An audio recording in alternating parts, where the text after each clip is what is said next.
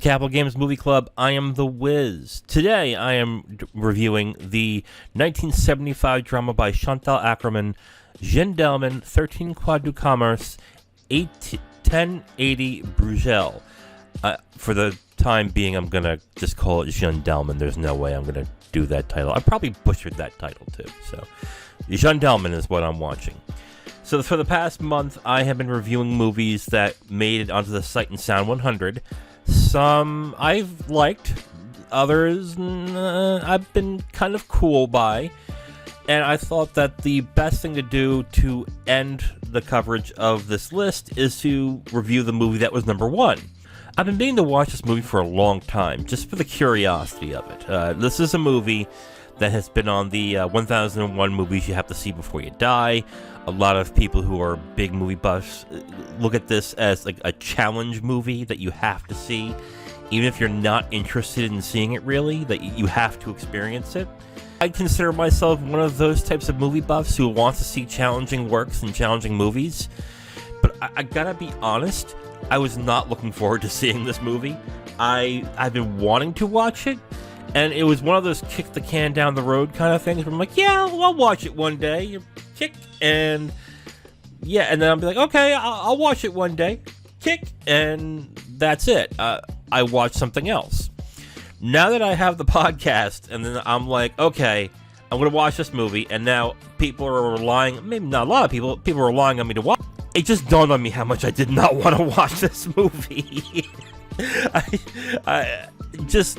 The thought of I'm watching a 3.5 hour film about a woman doing chores. Oh no. But hey, this is one of those bucket list movies that I felt like I had to see it just for the curiosity's sake of it. So I definitely jumped into it last night. I meant to watch this earlier. I've been having some issues, and sorry I didn't get to do it sooner. But we'll get to it now, why don't we? So let's review Jeanne Dielman. So for those of you who don't know what the movie is, my flippant comment of a movie just about a woman doing chores is essentially it. Basically, this is a 3.5 hour, I guess, mood piece? Yeah, I'll say mood piece. It's a 3.5 hour mood piece where you're watching this woman whose husband died 6 years ago, struggling to get by doing chores around the house, but in order to support her and her son, she prostitutes herself. Essentially is what happens in this movie.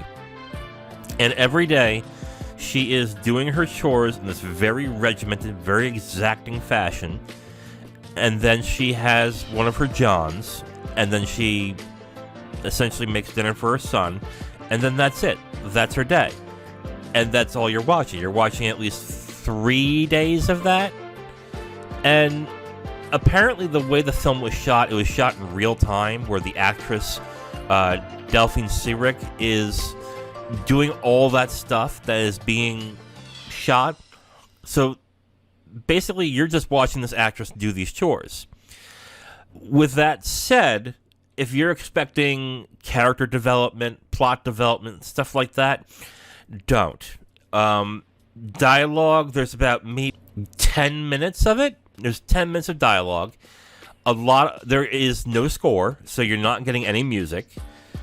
All you're hearing in sound is the sound that comes out of what's being shown. So you're hearing water run, you're hearing you're hearing a liquid being poured into a cup, doors slamming on and off. It's very diegetic, so you're not getting a lot of filler and fluff. And when I say all you're watching is a woman do chores, that is all you're watching. I understand the reasons why Chantal Akerman did this. She wanted to portray a life of a woman who, with no prospects after their husband dies, what their life is like when that time comes. And it's a very depressing and very boring kind of feeling that you get. In all honesty, towards the end of the film, I was developing a pretty bad headache because of the dullness of it. Like, I was like, oh my god. I also want to confess something to you guys. When I watch a movie, I usually turn things off. I do not do other things while watching a movie. I had to in this movie. I was so bored. I was just mind-numbingly bored that at certain points in the movie, I don't turn everything off. I keep my phone on just to check the time. That I definitely do. In this movie, during certain scenes, I pulled out my tablet and played some Marvel Snap in certain scenes. And you know what's the screwed up part about it? I didn't miss anything. Like, I didn't miss a thing. I think there was one scene I was pulling out Marvel Snap where she was making a sandwich. And I played about 3 rounds of Marvel Snap, and she was still making the sandwich. So I didn't really miss much in this. Now, that might lead some people to go, oh, then you really, truly didn't watch the movie. I don't care. I would agree with you most times, but in this certain situation, I don't care. Like, I'm going to watch it. I watched it. I sat through it. I went from beginning to end. I had to... Maybe that's just because the way I am now, that I need to distract myself at that certain point, but I couldn't picture myself sitting through this movie for a long period of time where nothing was going on. You know, I really hate people who do that too. Like, I'm exposing myself as a hypocrite, because a lot of people say I hate watching movies where nothing happens, which really what it means is I don't like it where, like, something dramatic happens or something that keeps my attention happens, or no action or no drama or something like that. I hate movies where nothing happens, and that's wrong, because something always happens in a movie. But in this case, nothing happens. Nothing happens in this movie. But that's by design. Here's the hard thing I'm gonna have with this movie.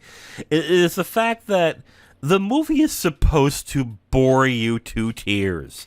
It is supposed to, because it's supposed to make you feel as lifeless and as soulless of a life that this person is having. It's supposed to make you feel that way, and in that case, the film ultimately succeeds. My big issue with the film, you know what? This may be an unfair thing to criticize it for, and if you feel that way and you've seen this movie, please comment on your thoughts on the film as well. I would love to hear it. But my thought watching this movie was not that I wish something would happen. It was, did it really need to be this long? I got to 2 hours into the film, and I checked the amount of time I had left, and it was an hour and a half. I'm going, good lord, really? What more do you need to do here? Like, and that is purely subjective. I know some people who watched the whole 3.5 hours, were captivated all the way through, and thought it was mesmerizing. And I can get that. I don't think that's crazy. I can get why somebody would watch this movie and find it just a mesmerizing watch to sit through. But that being said, there are points in this movie where I'm like, okay, did her making the sandwich need to be 6 minutes long? Did her drinking coffee need to be 8 minutes long? To me, you could have had your intended purpose without going overboard. And maybe Chantal Akerman's movie, maybe Jeanne Dielman, is what started this movement of having slow burn movies that did this stuff. And maybe that's the case, and if that is, that's fine. Okay, great. But you can't tell me you couldn't have had the same feeling watching a movie that was 2 hours long. I don't think this needed to be 3.5 hours long. And And that's like my main gripe with the movie. It's not that I was bored. It was not that I ended up having a headache afterwards, just because of how dull everything was. I knew that was the intended purpose, and because it was the intended purpose of the film, I can't knock it on that. But I can knock it on the fact that I don't think it was entirely necessary for it to be the length that it was. I will bluntly say it. I think it was entirely unnecessary for it to be as long as it was. Like, entirely unnecessary. Literally, when the film ended, the first thing I said was, thank God. I was like, oh my God. Like, holy crap. And I didn't hate this movie. I know I'm coming off as like I hated this movie. I didn't. There are films that are supposed to make you uncomfortable, okay? But there is a balance to it. There is a balance to the point where you make a person uncomfortable, but you don't make them so uncomfortable that they'll want to turn off the movie. Or they're going to say, oh, fuck that. I'm not sitting through this. Like, I've had those types of things happen in movies. I think everyone has, to a certain extent, unless you really have an iron stomach. But there is a balance to that, though. Like, there is a balance to where you make somebody uncomfortable, but you don't do it to a point where you, I guess, shake their sensibilities, or you just shake their willingness to endure that in order to deal with it. And in the weirdest way, Jeanne Dielman shook those sensibilities for me in absolute tedium and boredom, where I'm like, okay, I get what you're doing here, but does it need to be this long? Do I really need to have her listen to a 5-minute conversation of her trying to find what button is right for her damn code? I don't think that's entirely necessary. I would say hour and a half, 2 hours of the film, I was fine. And then after that, I'm like, okay, come on. Come on. But yeah, and this is going to be sacrilege to some people. Like, oh, how could you? Oh, it's a beautiful masterpiece, and it's a feminist allegory. I'm like, and I get that. I get it. Like, it is a brilliant film in that aspect. But if I am being dead honest, I think it would have been a lot better if it was 2 hours long. Or, like, maybe 2.5 hours long. Cut it an hour, and I'll meet you halfway there. Oh man. All right, let's get into spoilers. I know there's spoilers for Jeanne Dielman. Let's get into spoilers for Jeanne Dielman. If you have not watched the movie, you can come back and re-listen to this part, and I'll get into spoilers in 5, 4, 3, 2, 1. I know what you're thinking. Wiz, how can there be spoilers to a movie that nothing happened? And you know what? You have a point. But something did happen in the last 10 minutes of the movie. But anyway, yeah. So in the last 10 minutes of the movie, what happens is with her third... It's a customer, John? I guess it is.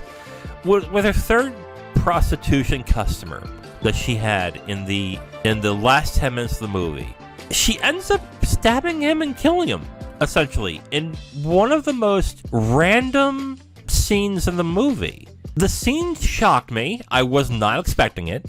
So when it happened, I was like, whoa, okay. And it was one of those...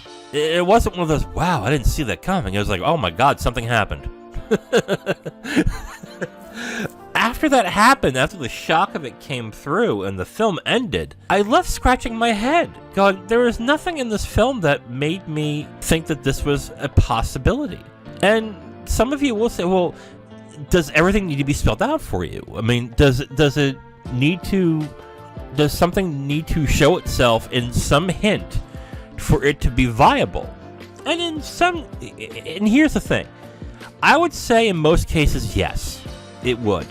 There are exceptions, but even in those exceptions, when you look back in retrospect, you do sense certain things that happen in the movie that will make you feel that was a possibility. At no point did I watch this movie thinking, oh, this woman's gonna kill somebody. No, at no point. Maybe it was just a snap. And yes, those things do happen, and that's fine. Even then, a film has to hint towards it. A film has to actually, even not spell it out, but show something that is a distinct possibility, even if it's a shocking possibility, even if you're not really expecting it. And at no point does this film do that. Now, the film has next to no dialogue. There is no character development. There is nothing that could ever hint to that happening. And the only thing you can infer is that the audience member can understand that someone being so bored and dissatisfied with their life that it would lead to that. Which, okay, I possibly could do that, but that's also kind of hard for me to actually sit there and go, yeah, okay, I guess.